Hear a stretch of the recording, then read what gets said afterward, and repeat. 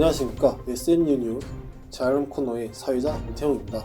이번 주에는 제천 의병의 재건에 대해 다뤄보려고 하는데 이 분야의 전문가이신 이해찬 선생님을 모셨습니다.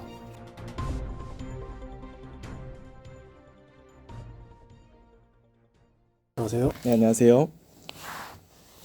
네, 이해찬 선생님. 제천 의병이 의병 활동에서 큰 의의를 남겼다고 하셨는데 혹시 설명해 주실 수 있나요? 네, 제천 의병은 충무선 점령 후에 제천으로 돌아와서 일본의 중심 통신기지였던 병참기지를 꾸준히 공격하였는데요. 일본군의 통신을 무력화시키기 위해서였죠. 그러면 제천 의병이 대승이었네요? 병참기지 공격만 보면 그럴 수도 있겠지만 자본의 차이는 무시 못하죠. 일반 농민들로 이루어져 있던 제천 의병은 낫과 죽창 등 구식 무기로 무장하고 있어서 일본군에게 큰 타격은 주지 못했어요. 다 저지당했거든요. 그래서 공격에 실패한 제천 의병은 1896년 5월의 전투에서 대패하여 제천의 근거지를 상실하게 되었는데요. 제천 의병은 갈 곳을 잃고 외곽지대를 전전하면서 재기를 위해 노력했습니다. 그들은 다시 재기하고자 했지만 정부에서는 의병을 해산하는 왕명을 전하는 선유사가 거듭 이루어졌고 제천 의병을 제지하려는 관군의 추격은 집요하였죠. 설상가상으로 의병에 호의적이던 중앙의 원로대사들마저 정부의 의병 해산 명령이 완강하자 침묵으로 일관했습니다. 만약 그 당시 저였다면 포기했을 텐데 그들은 어떻게 행동했나요? 그들은 굴하지 않고 유인석은 국왕에게 계속해서 상소문을 올려 의병 봉기의 정당성을 주장하고 백관에게 고하는 글을 발표하여 그들의 반성과 의병 걸기를 촉구하였는데요. 이러한 상황으로 갈 곳 없던 제천 의병은 황해, 평안도 지방으로 가서 그곳의 굳센 인물들을 모아 재기하는 길을 선택하였습니다. 굳이 황해 평안도 지방으로 간 이유가 있었나요? 그 이유는 일찍이 유준교가 양성해 놓은 문인 집단과 유능한 포수들이 있었기 때문입니다. 이에 따라 서상열 등이 앞장서서 황해, 평안도 지방으로 가는 길을 열었는데요. 이 과정에서 서상열이 화천에서 전사하게 되었고 양서 지방에서의 재기도 여의치 않은 상황이었습니다.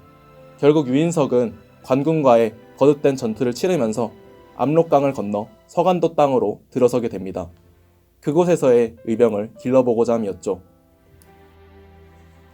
전문가님이 말씀하신 내용을 정리하자면 제천 의병은 관군과 일본군의 공격으로 퇴각하게 되었고 다시 재기하고자 했으나 정부의 압박이 심해지면서 청으로 건너갔다는 말씀이시죠? 네, 하지만 믿었던 청의 지방관리마저 제천 의병에게 무장 해제를 요구했고 수천리 길을 헤치고 행군해온 219명의 제천 의병은 청의 파저 강변에서 1896년 9월에 해산되고 말았습니다. 그럼 그 이후 제천 의병은 완전히 사라지게 된 건가요? 아닙니다. 다시 재기하게 된 배경을 말씀드리자면 1904년 러일전쟁 발발을 계기로 일제는 일련의 조약을 강제로 체결하여 조선의 이권을 빼앗으며 조선을 압박하고 통제하는 고문 정치를 강요하면서 내정 간섭을 제도화했습니다. 그 후 친일분자들을 앞세워 보호조약을 선전하도록 하는 한편 일본군 사령부를 설치하여 곳곳에 일본 군대를 주둔시키고 항일운동 세력을 일본에 직접 탄압하였습니다.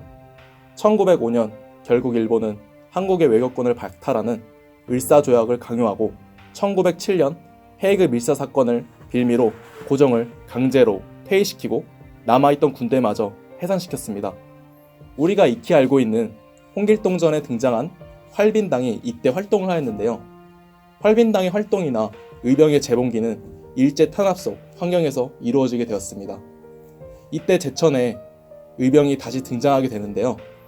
제천의 의병론자들은 척사적 성격의 향악을 소직하여 일제를 견제하고 그들의 신념을 재확인하는 한편 일제의 군사적 강점에 저항하는 의병봉기를 모색하였습니다. 말씀 잘 들었습니다. 크게 정리하자면 제천 의병은 일제 탄압과 정부의 끈질긴 의병 해산 권유로 위기가 있었지만 결국 제천 의병은 이에 굴하지 않고 헤이그 밀사 사건 이후 다시 재건에 성공하였다는 거네요. 다음 주에는 또 다른 전문가를 모셔서 인터뷰를 진행하겠습니다. 시청해주셔서 감사합니다.